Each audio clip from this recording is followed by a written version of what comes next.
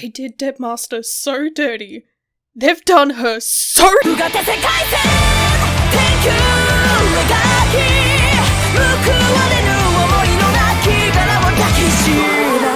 Hi, I'm Batwing Tensei, big Blackrock Shooter fan and Dawnfall skeptic.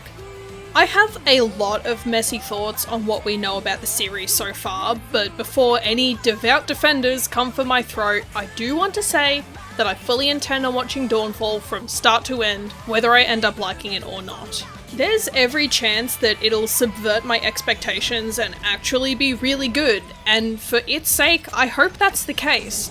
Until then, I'm actually pretty angry at a lot of the directions that have been taken here.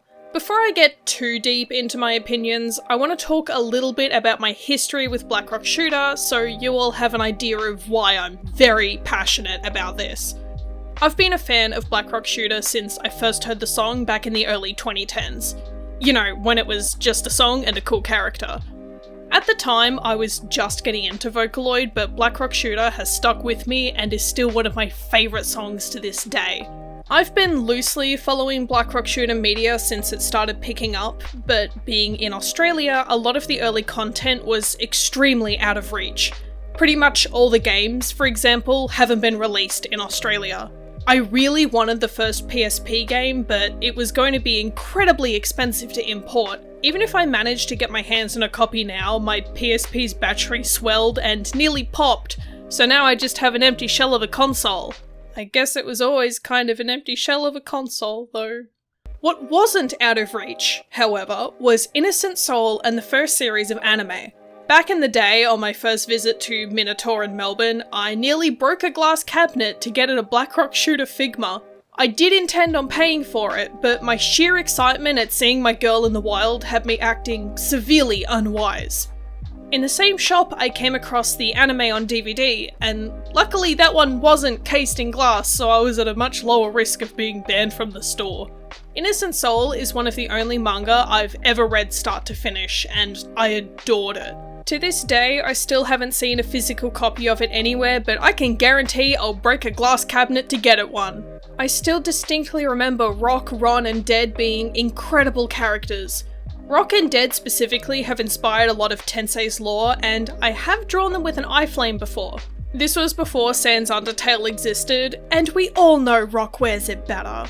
Since my Blackrock Shooter phase, I've remained a fan of the character and the few iterations of the story I've absorbed.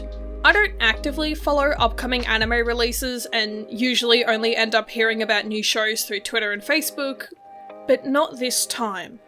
In February 2022, I was checking out a list of upcoming releases while I was doing research for another video and saw Blackrock Shooter Dawnfall. I'm not kidding when I say I nearly screamed. I immediately went looking for information and found the first trailer, but my excitement faded pretty quickly. At the time of writing this, the English subtitles haven't been released, so I don't know exactly what they're saying, but I don't think I need to. I can see all I need to, and I don't really like what I've been shown. Okay, the lack of English subtitles isn't entirely true, but I want to show you all what YouTube's incredible auto-translations have to offer on this one. 人類を救えと言われてもなんだかピンとこなかった困っている人たちを見捨てるような人間ではなかったそう思いたいのだからやる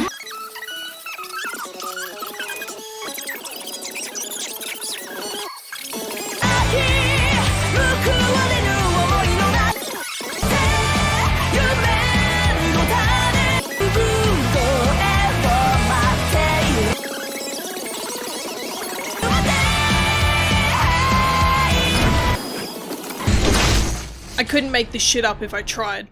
I'm going to break my complaints down into a few parts, but I want to clear up now that I won't be focusing on the style of the show. I do have some comments though. I know a lot of people have feelings about 3D animated anime, but I don't. What I do have feelings about is switching between 2D and 3D. Personally, it doesn't matter how seamlessly the changes are done. Having back-to-back scenes switching between 2 and 3D is incredibly jarring and visually unappealing. I have the same issue with Love Live, and while it wouldn't be so bad if they committed to just using 3D models for the music videos, the constant switching between 2D solo shots and 3D group shots is really off-putting. I have no issue with both styles being used in the same show, as long as it's not bouncing between them shot for shot. We'll see what Dawnfall does, but I feel like the more technically involved shots will be in 3D, with the filler shots in 2D. If I'm right about that, my opinion of the show is going to plummet. I think if they want to use both styles, it would be best to commit to one or the other for large segments at a time. Let's see all 3D fight scenes and 2D exposition. With that aside, there's two major issues I want to cover. The first is the overall vibe I get from how the show is going to be written and presented. I don't want to compare it to another show, but the way the trailer was cut immediately made me think of RWBY and the issues surrounding its writing. For those unfamiliar, RWBY started with a distinct disconnect between the writers and the fight choreographers. The fight scenes were planned and placed before the plot really existed, meaning the filler between combat had to link up the changes happening in each fight. A great example of how this is an issue is in the mech battle in episode 4 of season 2. In it, the team uses combo moves, which is jarring to the audience because it's the first time we see or even hear of them. It would have been smoother if we saw them training together or setting up the codenames for each combo, but it just happens and I don't think it's ever brought up again.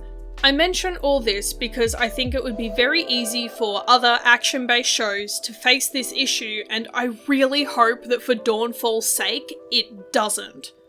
I'll admit, I don't really watch action shows, so I'm not entirely sure what to expect of Dawnfall's writing, but I can definitely see it becoming a bland story with cool fights. I would love to have my expectations subverted on this one.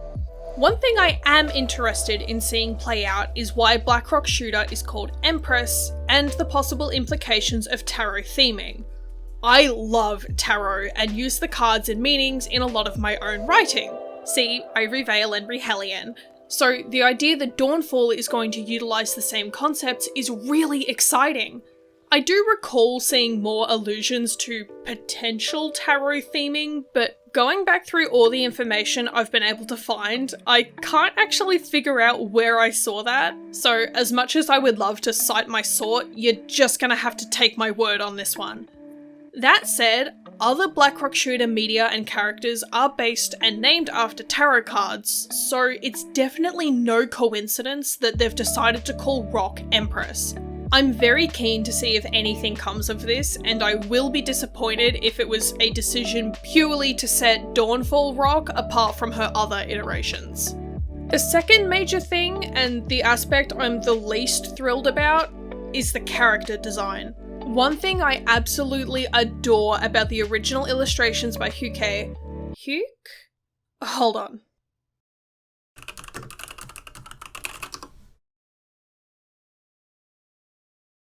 Huke.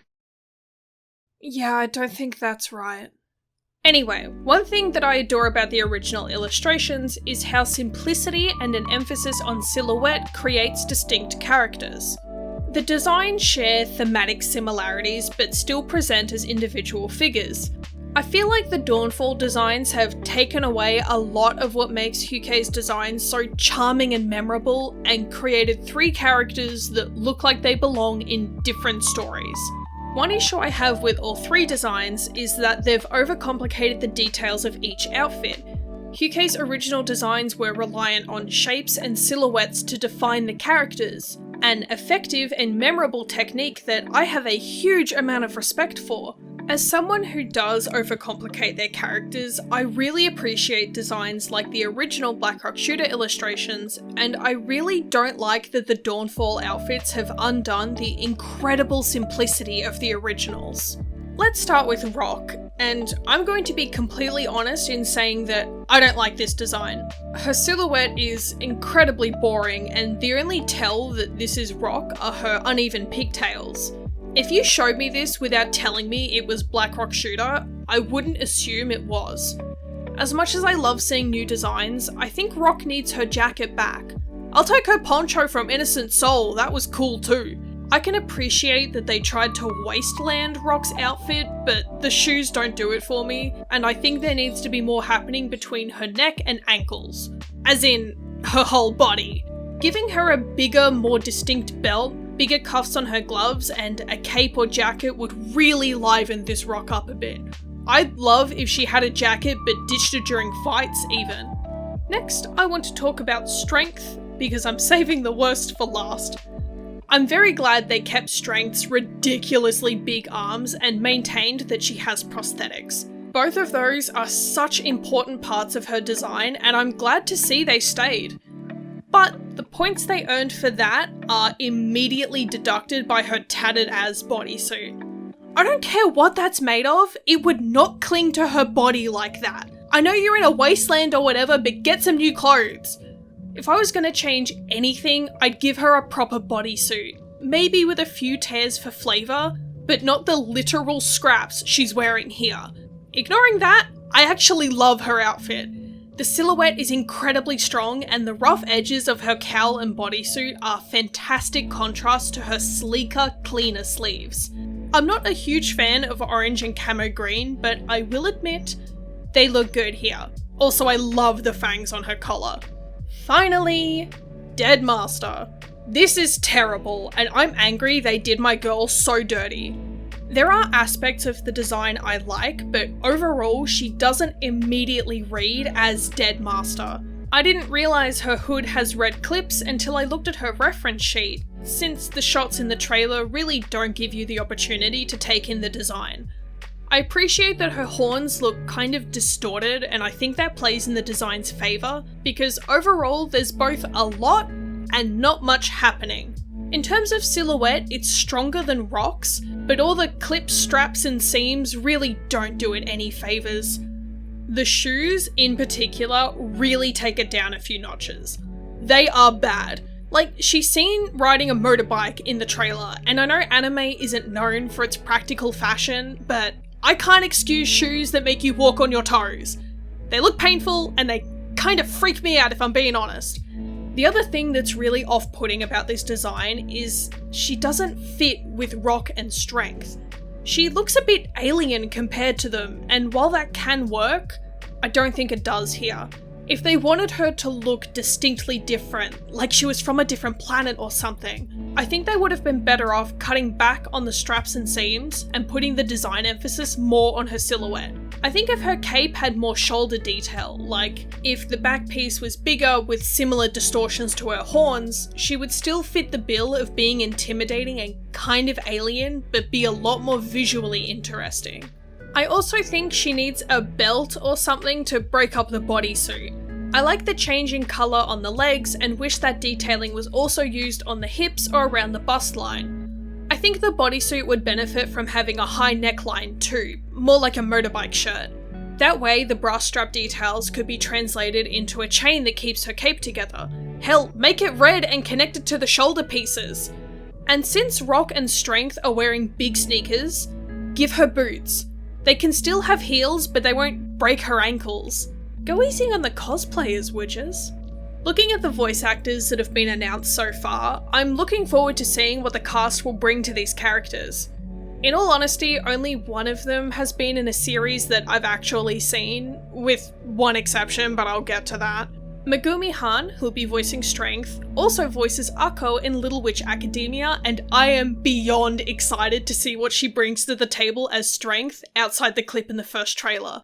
Her emotional yelling is fantastic, and I'm very keen to see more. To bring some of this full circle, and also to call out Teenage 10's terrible taste, Sayori Hayami will be voicing Dead Master, and she's also known for dubbing Ruby Rose in Ruby, and voicing Nai Matsume in BlazBlue. Admittedly, I lost interest in BlazBlue well before Mai existed, and when I heard there could be a trans character in the series, I almost got dragged back in. But when I found out how that was handled, I left the room and threw the key into hell. Sorry, Teenage Me, but your taste was shit. I have some predictions of what the show will actually be about, given the context from the trailer, and I will probably end up doing another episode by episode series of videos when it starts airing. But, for now, I'm assuming the world was destroyed by some apocalypse event. I would like to think that the mechs came from another planet, but it's more likely that they're owned and controlled by a government or rebellion movement or some group that holds power. Rock, Deadmaster, and Strength are either superhumans or otherworldly beings with varying powers that are either there to protect humanity or aid the plot's antagonist. That depends on the character's stance and where the plot needs them to be. Rock is on humanity's side and is collecting memories. That's what I'm assuming the blue glowing bits are. Whether they're her own memories or other people's, I'm not sure. Personally, I don't buy into amnesia plots and think they're boring, so I'm hoping it's the latter and that she's trying to piece together exactly what happened to the world. If she's a superhuman soldier or something similar, it's possible she was released to deal with the apocalypse and didn't see the inciting incidents firsthand, and has been tasked with working out who did what. This is probably so whoever controls her can pin blame on their enemies and turn the world against them. I don't imagine Rock is doing whatever she's doing on her own initiative, and the same goes for Deadmaster and Strength. I think all three come from different parties and are pursuing similar goals, but are going about them in different ways. We see Deadmaster purposely attacking Rock, so her approach is likely to just get rid of Rock and take care of the rest without having to worry about her. Strength is harder to get a read on, but it's possible she's doing a similar thing, just being a bit more violent about it. Deadmaster is more meticulous and plans her actions, while Strength runs in and asks questions later. I don't want to speculate too much on the as-of-yet unnamed characters, mostly because it's difficult to pinpoint their roles and because they're likely to be secondary to whatever's going on with the three mains. Filler, if you will. To wrap up, I have some thoughts about why this series exists. In the modern world, it's really common to see developers cashing in on old, popular media to try and create a renaissance and draw people in through nostalgia. But honestly, I thought Black Rock Shooter was done. I haven't heard anyone talk about it for nearly a decade and never would have expected to see more of it, let alone a whole new series.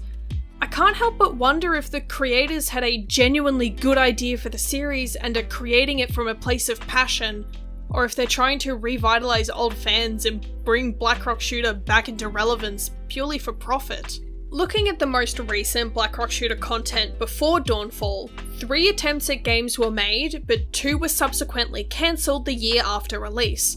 Pachito Rock Shooter was live for 19 months, and Black Rock Shooter Arcana lasted just 8 months. The latter had planned merchandise, including Nendoroids, that were never released. The third game, Pachito Rock Shooter Pursue the Mystery of the Sexy Planet, ran for 3 years before vanishing along with the user's game data in 2015. I couldn't make that title up if I tried, but I think the unexplained disappearance of the game and its website are even stranger. If I had played the game and noticed one day that my save data had been wiped and that I couldn't play anymore, I would honestly assume Black Rock Shooter was done forever. Nothing says that a series is done and dusted more than the developers dipping out without a word. I truly hope that Dawnfall has been created from a place of passion, because some somehow involved writers or developers had a genuinely good idea and were able to put it into motion. I don't want to dislike this series, and I'm going to make a conscious effort to watch it all the way through, and if I do end up hating it, at least I'll be able to look back on the first series with even more adoration. I'll see you all in April. Okay, that was a lie because the day I recorded this audio, the second trailer and some info on the website dropped, and now I have more thoughts. So, I think I was pretty right about the Apocalypse event, with the cause being Artemis. From what I can gather from the few badly translated paragraphs on the website, Artemis is an AI and created the mechs, so it's possible the warring parties are the humans and the machines. I'm not sure how Artemis got to the moon, but that whole plot point seems really strange and is not the direction I would have taken a Black Rock Shooter story in. It does seem like Rock was created by humanity, with Dead and Strength probably following a similar story. That would solidify the idea that Rock, Dead and Strength don't choose their actions, or at least don't get to choose their goals, and are given jobs by whoever's in charge. Whether or not they were created to stop the orbital elevator, which I'm sure has a different name, but thank the translation machine for that one, is yet to be seen, but I personally think they were created for something else. It's possible humanity made them before Artemis, canned the project, and moved on to other things. When Artemis went bad, they called on Dead, Rock, and Strength to deal with the issue, but something went wrong. The idea that those three were meant to be friends, or probably more accurately co-workers, is really interesting, and I'm keen to see what drove them apart. Maybe they never knew one another, and maybe Rock was forgotten so Dead and Strength teamed up but consider Rock a traitor. I'm not sure, but we'll see. I'm not sure who the character with the pink eyes is, but she doesn't immediately read as any existing characters, so I'm pretty excited at the idea that we might be getting more original characters like Rock. It's possible that's Artemis, or a personification of Artemis, and the shot of them watching the Earth definitely alludes to that. Rock's line, 私は誰? and the info on the site cements this as an amnesia plot. Whether Rock ever knew who she was or not remains to be seen, but why she had to break herself out of wherever she was is much more interesting. If Dead and Strength have such an issue with her and go after her, it's probably because she's a threat to them, or she's a threat to something they need to protect.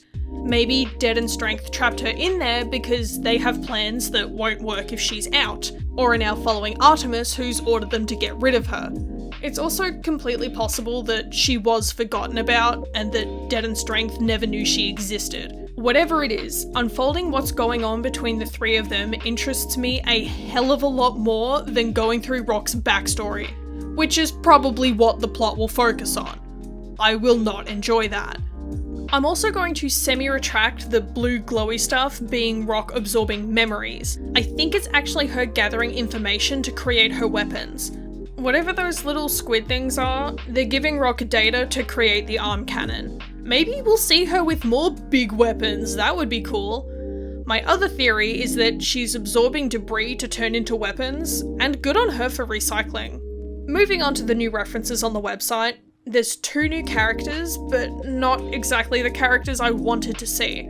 The first is Colonel David, who's appeared a bit in the trailers. His design is fine, I think it suits the world more than the other characters do. The other character is Monika, who appears very briefly in the second trailer. She might speak, it's tricky to track who's saying what in the trailer when the visuals don't line up with the vocals. This isn't an issue, but it does muddle how many characters are shown in the trailer versus how many speak. I have no idea who that high-pitched voice is, for example. This is probably more of an issue for me since I can't follow exactly what's being said. Anyway, Monika's design is similar to Rock's in its bland silhouette, and I really don't like G-string straps. I like her boots though. I don't know why Dead couldn't have had boots like that. We also got a reference for the black trike, which I'm assuming is Rock's bike. Odd choice, but great for people who want to draw it, I guess. Would have loved a ref for the pink-eyed character, but I'm guessing they want to keep that one more of a secret. I had a moment over Kaneko Takatsuki handling the outro song. I adore her performance as Hanamaru Kunikita from Love Live Sunshine, so seeing her work on a project like this is incredible. The song is really cool, and I'm looking forward to seeing what they do with the intro and outro animations. Y'all gotta do Takatsuki's song justice. That's all I've got for the second trailer. If they release more, I'll just cover them in tweets unless there's something massively huge revealed that warrants another video. So, and I promise for real this time, see you in April for episode 1.